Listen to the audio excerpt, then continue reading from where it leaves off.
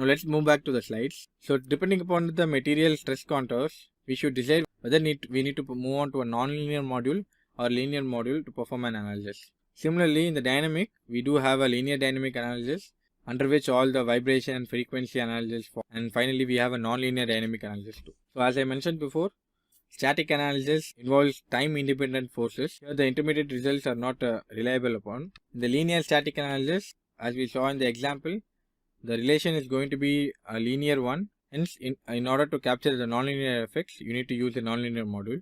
In the static module, all the nonlinear effects in the material are captured and the solver takes longer time to converge to the solution.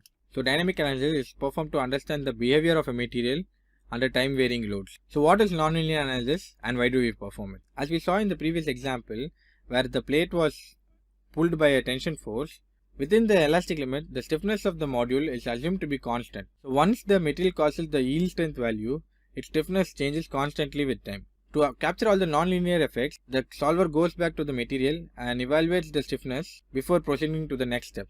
To capture the nonlinear effects, we need to perform a nonlinear analysis. This is the graph. So a linear static analysis will follow a path by extrapolating the elastic region. But a nonlinear analysis, after passing through the elastic point, the linear relation between the stress and the strain doesn't hold good anymore. So now let's look at some of the nonlinearities that can occur in a material.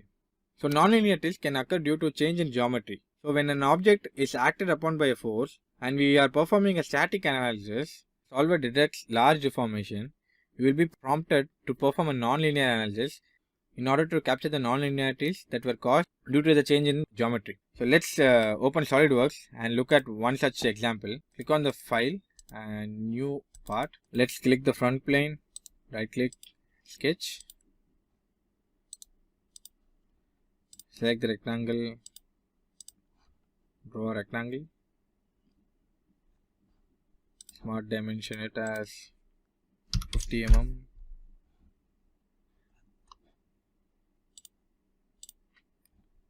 On 50 mm. Make sure you have the correct unit system. Here I have changed it. So go back to the edit sketch option. Click on here. Select 50 mm. Select this and import 50 mm. So once you do that, go to features. So extrude the sketch to a distance of 1000 mm and click OK. Move on to the simulation. Perform a new study. Select the static model here. So now right click and apply the default material. Right click on the fixtures. Select fixed geometry, fix one end and click OK. And then again right click on the force. Select this particular face and choose the direction in which you want to act this force upon. Make sure your force points downwards. Input a value of 500 newtons and click OK. Now right click on the mesh and choose mesh and run. So you can see we have got the result instantaneously. Now let's see what happens if I increase the force by a factor of 100.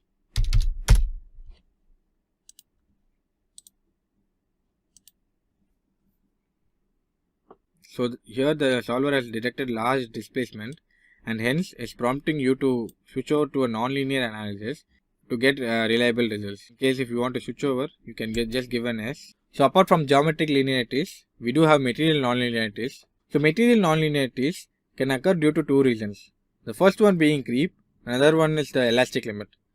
In creep, if the material is acted upon by a load for a prolonged period of time, its stiffness doesn't remain constant. Instead, it starts varying with time. Hence, we need to perform a nonlinear analysis on such cases. Now, secondly, beyond elastic limit, any metal will move into the nonlinear region, while the nonmetals can behave nonlinearly within the elastic limit.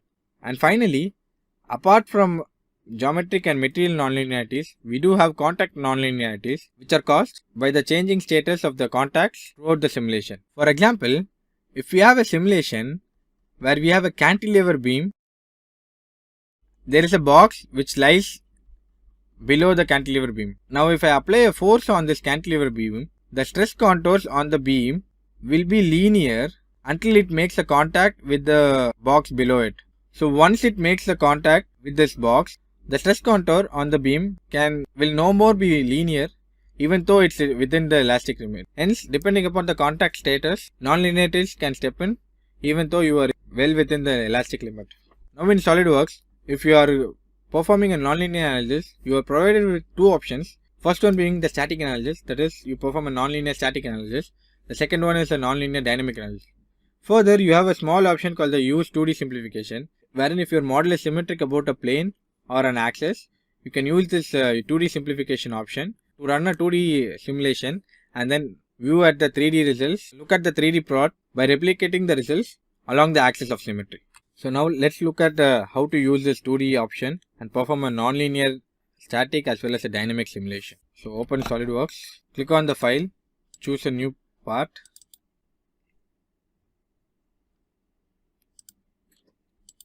And open the model that you have been provided with.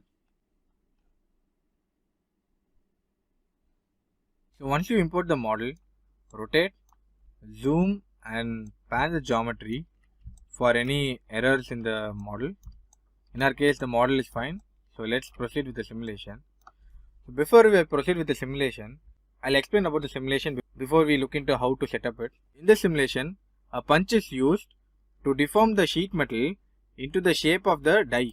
So now let's proceed with the simulation. During this process, we'll be looking at the stress that will be developed upon the sheet when it is being acted upon by the punch.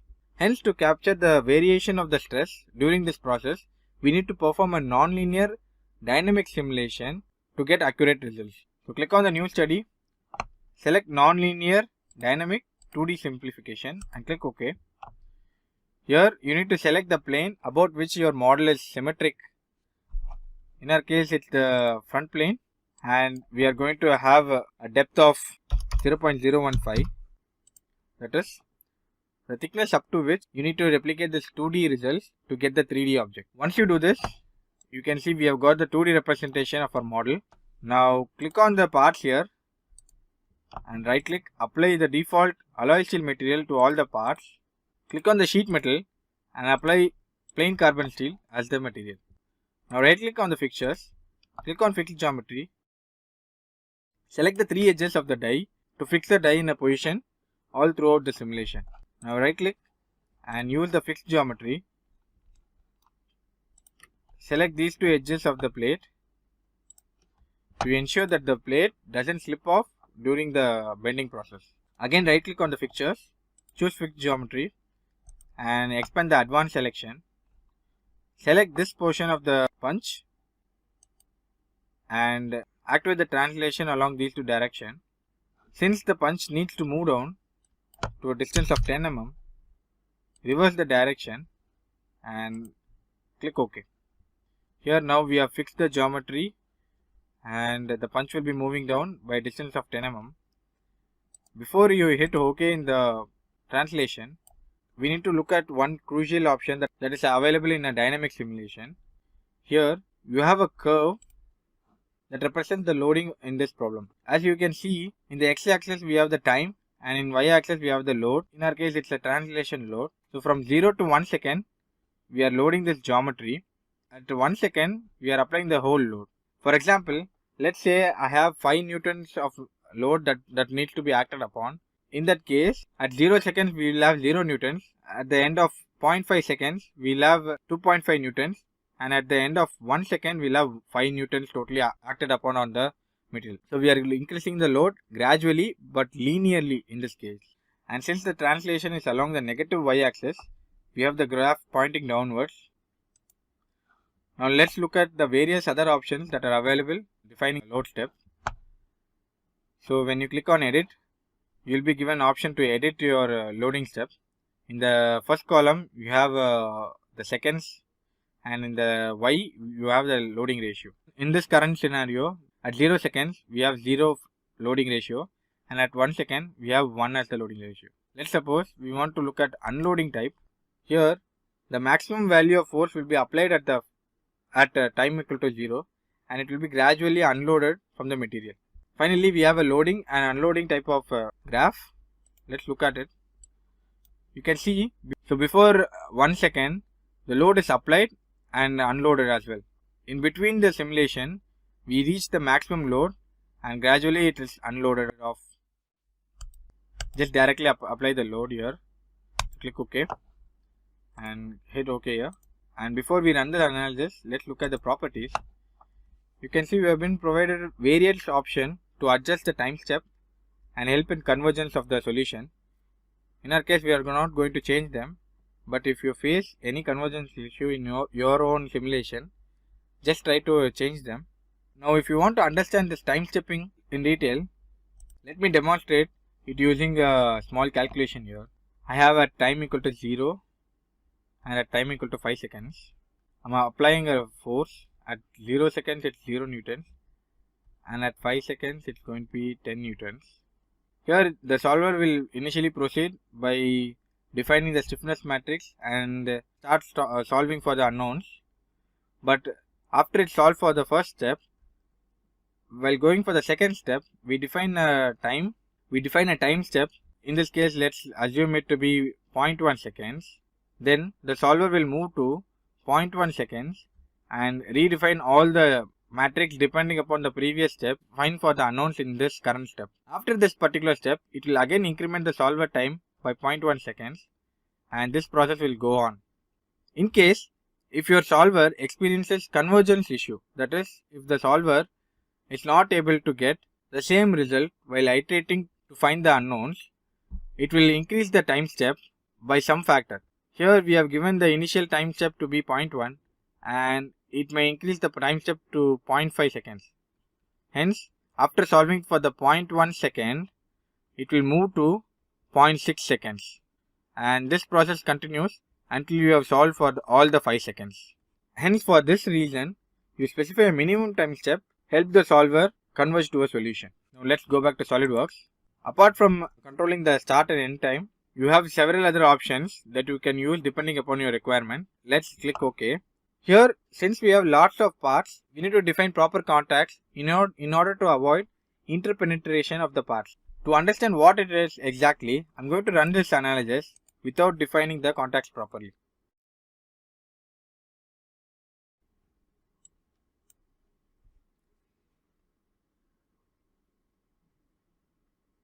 So as you can see, since we did not define the contacts properly, the parts have interpenetrated themselves. This is totally unrealistic because in real life, if a material needs to penetrate another material, it needs to follow a particular mechanism to fail the other material and go through it. So this is totally unrealistic. Hence, to avoid this, first hide the stress plot by right click on the stress, choosing the hide option. Right click on the component contact and select contact set. Since this die will come in contact with this sheet here, select the edges of the die. Make sure you select only the edges and not the face and define them as the source. Now for the target, select this edge of the sheet metal. Define a frictional contact and make sure you have no penetration selected here and click OK. Similarly, right click on the component contacts again and define another contact between this sheet metal edge and the edges of the die. Define the friction and make sure you have no penetration and click OK. In case if you are going to interchange the target and the source, you will end up getting a convergence issue and your simulation will fail. Now that we have defined the contacts properly, let's rerun the simulation and look at the results.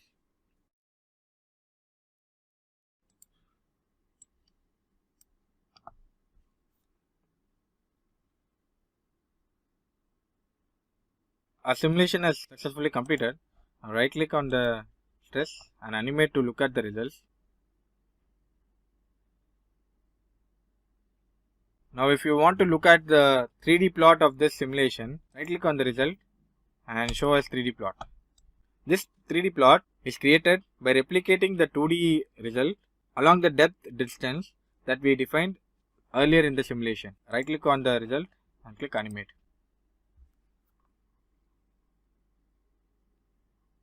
And this is how we perform a 2D simplification nonlinear dynamic analysis on a 3D model. This way we will be able to reduce the computational effort and get accurate results. Now let's go back to the presentation. Before I proceed on with the presentation, let me show you another example where our model is symmetric about an axis.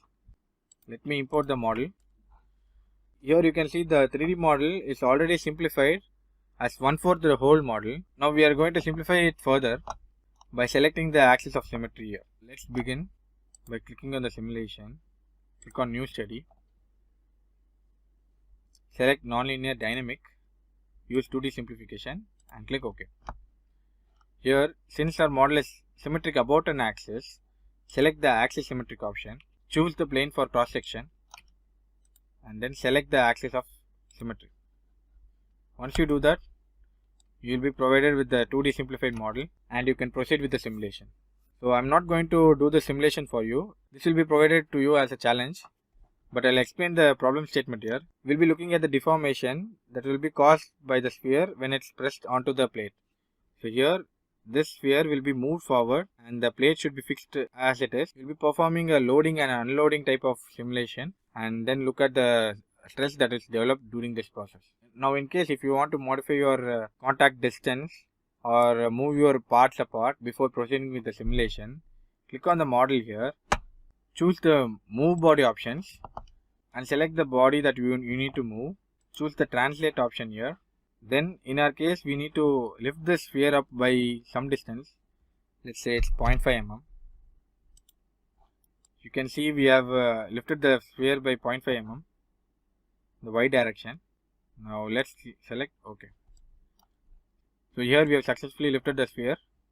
Now we can proceed with the simulation. Let's move back to the presentation. Now with those examples, we have understood how to perform a nonlinear dynamic simulation on a 2D simplified model. In SolidWorks, you have been provided with various models for the materials to perform a nonlinear analysis. That is, if you are noticed properly in the simulation, as the punch presses into the sheet metal deforms like an elastic material. In other words, if you end up removing the die, the sheet metal will return back to its original position without any plastic deformation that has been occurred. This would look like unreal. It's because we have chosen the wrong material model to represent the behavior of the sheet metal. To define your material model correctly, right click on the edit material and in the model type, you have been provided with a list of options depending upon your requirement. So with the right settings, we can capture the plastic deformation that has been caused by the punch during this operation. So as I mentioned before, in linear elastic isotropic, the material properties are assumed to be constant throughout the x, y and the z direction, and after loading, if the material is unloaded, it will return back to its original position without any plastic deformation. In the linear elastic orthotropic, you need to define the material properties along x and y direction in order to perform the simulation. This way, you will be able to capture the behavior of orthotropic material, but this particular model will revert back to its original shape after the loads are unloaded. While choosing this linear elastic orthotropic, you need to input values for elastic modulus along y and z as well as Poisson ratio in all the other planes. To do this, you need to right click on the library material, copy it, paste it in the custom materials and then input all these values before you use it in the SolidWorks model. Now nonlinear elastic. Here this model is used to capture the effects of nonlinearities, but the deformations are still elastic in this model. In plasticity 1 measures, when the stress value are above the yield value, the plastic deformation sets in. So these effects will be captured accurately by this model.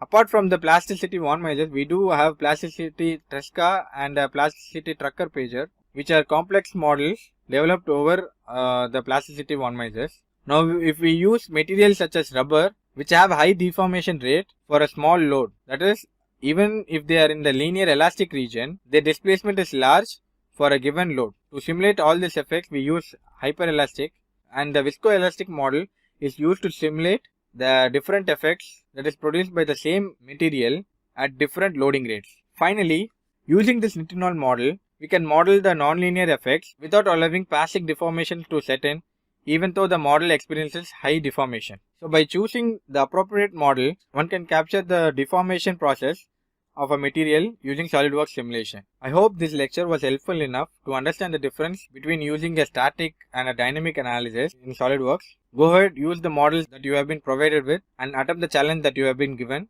I'll see you guys in the next video. Bye.